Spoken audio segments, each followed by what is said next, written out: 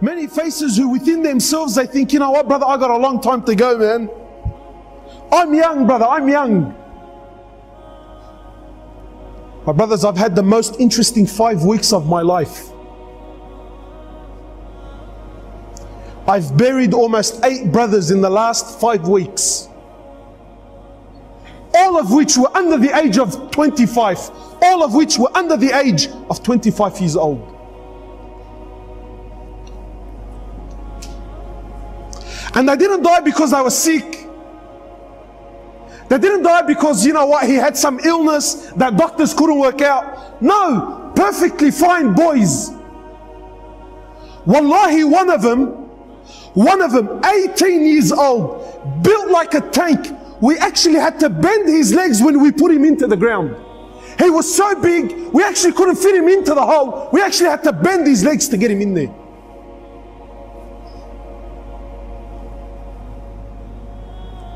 Eight, under the age of 25. And ask me how many of them prayed. None of them.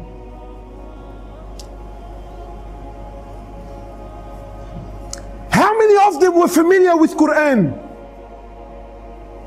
None of them. This is what the people around them are telling me. This is what their friends are telling me. My brothers, you sit here hopeful thinking I have a long life. What gives you this hope, my brother? Go to the cemetery, billah alaik, please.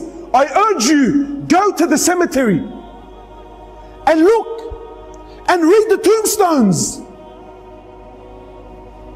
But gone are the days when, you know, wallahi, I remember growing up, death belonged to Abu Ali and Abu Ahmed, who's done Hajj, and all of his kids are now married, and you know, he's got grandkids, he's 70 years old, he's croaking a white beard.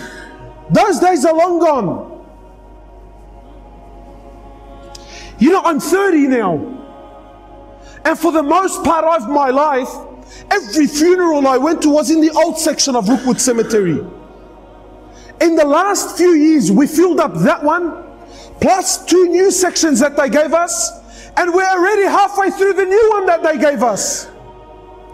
And 70% of these people that are buried there, 70% are under the age of 35 years old. And yet we're still running amok in this world. We're still running amok. My brothers, life is serious, man. I hate to break it to you, wallahi.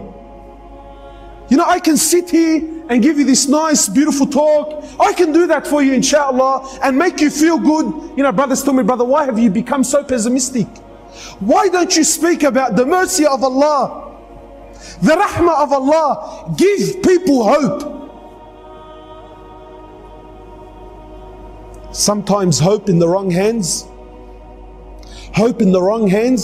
can actually destroy the person. One of the great companions of Muhammad sallallahu alaihi wasallam, I believe it was Mu'adh bin Jabal, I believe it was him, on his deathbed, khalas, last days in his life, he speaks between him and Allah, conversation now between him and Allah. He says, Ya Allah, you know that I lived my whole life in fear of you. He says, Ya Allah, I lived my whole life in fear of you. And now, Ya Allah, I'm on my deathbed. Khalas, I'm dying, I'm going, I'm leaving. Now, Ya Allah, even if I wanted to do something I physically can't, say, Ya Allah, I'm asking now I'm knocking on the door of your rahmah. Ya Allah, now I'm knocking on the door of your mercy. He says, I lived my whole life in what? In fear. But now, Ya Allah, khalas, I've reached an age where even if I wanted to do something, I can't. I'm too old, I'm too fragile, I'm too brittle, I'm too sick. I actually can't get out of the bed. Now, Ya Allah, now at this moment of my life, I'm knocking on the door of your mercy. Ya Allah, I'm asking that you have rahmah upon me. I ask you, my brother, sincerely, did this companion not know the verses of Rahmah? No, he knew it. But he knew, my brothers, that his life is serious. Brothers, you only get one shot. There's no coming back. There's no coming back. You only get one shot at life. The choice is yours.